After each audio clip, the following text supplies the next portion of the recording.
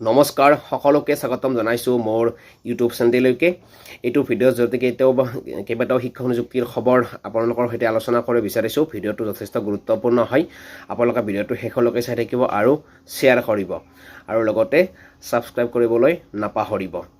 NISৰ যি কেছ চলি আছে, বৰ্তমান যোৱা 8 তাৰিখে কেছটো ডিছপ'জ নল, অৰ্থাৎ সম্পূৰ্ণ ফাইনেল এটা নোলাল আৰু তাৰ পৰিপ্ৰেক্ষিতত অহা 8 মেলৈকে পিছুৱাই দিয়া হৈছে।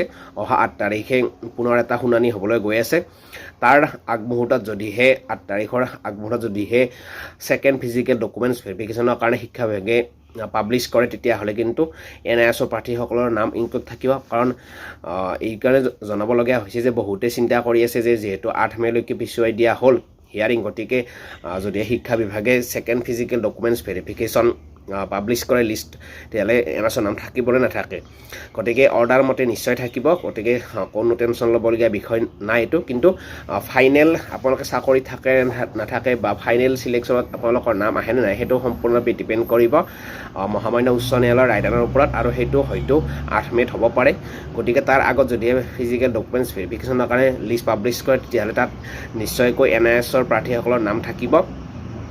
আৰু যিসকলক মানে কি ফিজিকেল ডকুমেণ্টছ ভেৰিফিকেশ্যনৰ কাৰণে লিষ্ট পাব্লিছ কৰে, সেইসকল যদি মাৰ্কে কভাৰ কৰে নিশ্চয় চাকৰিৰ কাৰণে যোগ্যতা অৰ্জন কৰিব। কিন্তু হাইকোৰ্টৰ ফালৰ পৰা এটা সম্পূৰ্ণ ফলাফল আহিব লাগিব, যিটো নেকি 8 মেলৈকে পিছুৱাই দিয়া হৈছে। হয়তো 8 মে' তাৰিখেও আপোনালোকে ফাইনেল ফলাফলটো পাব পাৰে, আৰু যদিহে আকৌ বিশেষ অসুবিধা নাথাকে তেতিয়াহ'লে 8 মে'তে পাব, আৰু যদিহে আকৌ পিছুৱাই দিয়া হয় তেতিয়াহ'লে হয়তো আৰু নেক্সট হিয়াৰিঙলৈকে অপেক্ষা কৰিব লাগিব। কিন্তু ফিজিকেল ডকুমেণ্টছ ভেৰিফিকেশ্যনৰ কাৰণে ছেকেণ্ড ফেজৰ কাৰণে যদিহে লিষ্ট পাব্লিছ কৰে শিক্ষা বিভাগে, তেতিয়াহ'লে নিশ্চয়কৈ NISৰ প্ৰাৰ্থীসকলৰ নাম থাকিব, আৰু সেইটো অৰ্ডাৰ মতে নিশ্চয়কৈ আছে। আৰু ইতিমধ্যে শিক্ষা বিভাগে এখন নটিছ জাৰি কৰিছে, আপোনালোকে নিশ্চয়কৈ গম পাইছে। গতিকে সেইটো ইনফৰ্মেশ্যন আপোনালোকক দিলোঁ, কাৰণ বহুতে এইটো বিষয়ে জানিব বিচাৰিছিল। যিহেতু ষ্টে অৰ্ডাৰটো উঠাই দিয়া হৈছে ছেকেণ্ড ফিজিকেল ডকুমেণ্টছ ভেৰিফিকেশ্যনৰ কাৰণে, গতিকে NISৰ নাম থাকিব নে নাথাকে, নিশ্চয়কৈ থাকিব। কিন্তু ফাইনেল আপোনালোকে মেৰিটত থাকিব নে নাথাকে, সেইটো সম্পূৰ্ণৰূপে ডিপেণ্ড কৰিব মহামান্য উচ্চ ন্যায়ালয়ৰ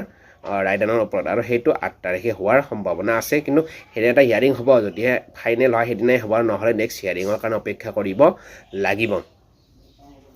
তাৰ সমান্তৰালকৈ BEd প্ৰাৰ্থীসকলৰ কাৰণে এটা ভাল খবৰ যে MCTৰ ফালৰ পৰা এখন নটিছ জাৰি কৰা হৈছে। যিসকল BEdৰ প্ৰাৰ্থী সেইসকলৰ কাৰণে ব্ৰিজ কোৰ্চ, ছমহীয়া ব্ৰিজ কোৰ্চ কৰাৰ কাৰণে এখন নটিছ ওলাইছে, যিটো নেকি BEd প্ৰাৰ্থীসকলৰ কাৰণে ভাল খবৰ। এই এটা গুড ইনফৰ্মেশ্যন BEd প্ৰাৰ্থীসকলৰ কাৰণে দিলোঁ, কাৰণ যিসকল BEd কৰা প্ৰাৰ্থী সেইসকল প্ৰাৰ্থী যিহেতু 6 মান্থৰ এটা ব্ৰিজ কোৰ্চ কৰিব লাগে, সেইসকল প্ৰাৰ্থীৰ কাৰণেও এইটো মুহূৰ্তত এটা MCTৰ ফালৰ পৰা ভাল এটা ইনফৰ্মেশ্যন দিছে বা গুড ৰিজাল্ট দিছে।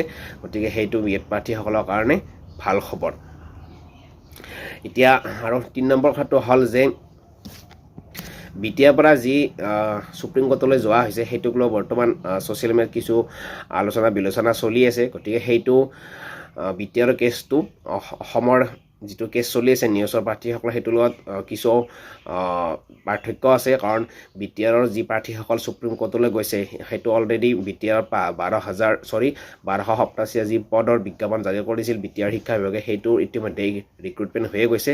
আৰু সেই ৰিক্ৰুটমেণ্টত যিসকল NISৰ প্ৰাৰ্থীৰ কাট অফত কভাৰ কৰে, সেইসকল প্ৰাৰ্থী কিবা ন্যায় পায় নেকি, তাৰ কাৰণে ন্যায়ালয়লৈ গৈছে। গতিকে সেইটো ৰায়দানৰ ওপৰত সম্পূৰ্ণৰূপে নিৰ্ভৰ কৰিব।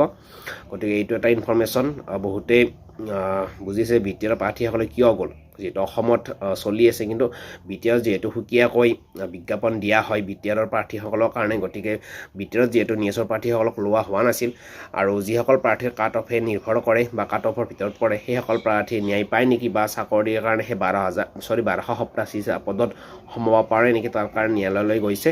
আৰু সেইটোৰ ফলাফল বা ৰায়দান এতিয়ালৈকে অহা নাই, আহিলে আপোনালোকক নিশ্চয়কৈ জনাম। গতিকে অসমৰ পৰা যিসকল প্ৰাৰ্থীয়ে NISৰ আছিল, সেইসকল প্ৰাৰ্থীয়ে নিশ্চয়কৈ ছেকেণ্ড ফিজিকেল ডকুমেণ্ট ভেৰিফিকেশ্যনত নাম থাকিব। কিন্তু চাকৰিৰ কাৰণে আপোনালোকে যোগ্যতা অৰ্জন সেইদিনাহে কৰিব যেদিনা হাইকোৰ্টৰ ফালৰ পৰা ফলাফলটো আহে।